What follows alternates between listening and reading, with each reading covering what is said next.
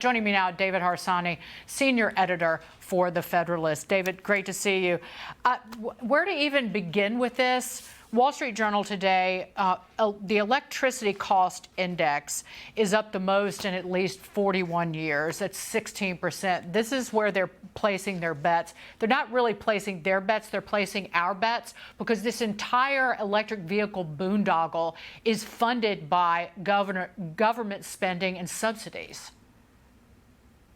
Right. When he says investments, he means taxes. He means mandates. He means subsidies. He means bans, like in California, where they're banning gasoline-powered cars in, I forgot what year it is, 2032 or something like that. If you had a real organic market for electric cars, you wouldn't need to do all this stuff. You wouldn't need to spend $900 million to build filling stations, where you can go with electric cars, where you're just getting fossil fuel in a different way. It just takes a lot longer. And yeah, it's a boondoggle. It's a scam. It's a scam. Where does it go, though, David? How much more money are they going to pile into this?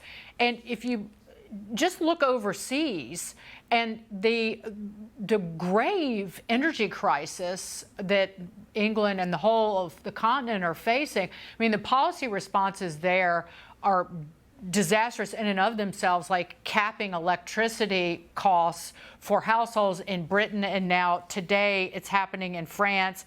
Again, electricity price hikes will be limited to 15% next year, which will lead to shortages. But at least they're beginning to learn that it needs to be all of the above, including nuclear, and to have multiple sources of reliable energy. But here, it's insanity. Yeah, well, I mean, California, for instance, leads the country because there's such a big market, in cars and other things. But they're following Germany's lead. Germany had probably the world's best nuclear program. They had a lot of energy, and they decided to go in a different direction because of green policies. And now what are they doing? They're using more coal. They were relying on Russia, and now they're in big trouble, as is the rest of Europe, where they're turning to price controls. How many times do we have to see price controls fail and cause shortages to realize what a bad policy it is? So, I mean, I think we're headed in the same direction here. You saw California. I mean, they essentially had to beg people not to use as much energy. I'm just not sure how long the American people put up with it. But so far, I mean, you have Biden, doing it through executive actions, doing it through policy. So we're headed in the wrong direction. And on that note, this has been reported that federal oil leases are down out of this administration to the lowest level under any president at this point in their term since at least World War II. But then the Wall Street Journal editorial board reporting this, and it's been reported elsewhere, that going above and beyond that, the Interior Department has now stopped previously approved oil and natural gas leases, ones that were approved in 2019 and 2020. So oil and gas producers that bought those leases years ago have invested in developing them will now be in limbo for months, if not years. Do they not understand that you need electricity from, say, natural gas to power these cars that Joe Biden is rubbing up against in Detroit?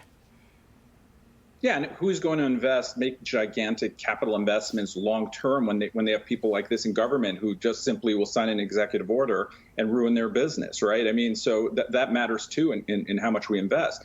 But this is the first time in American history, I think, that we create this sort of self-inflicted destruction of economic growth. When you're destroying modernity, that's not progress in any way. Just because you call it that, just because you have these inefficient energy sources like solar and things like that, you're not moving forward just because you have something new. If it doesn't work as well, if it's less efficient, and that's what we're doing, and we're doing it on purpose to ourselves.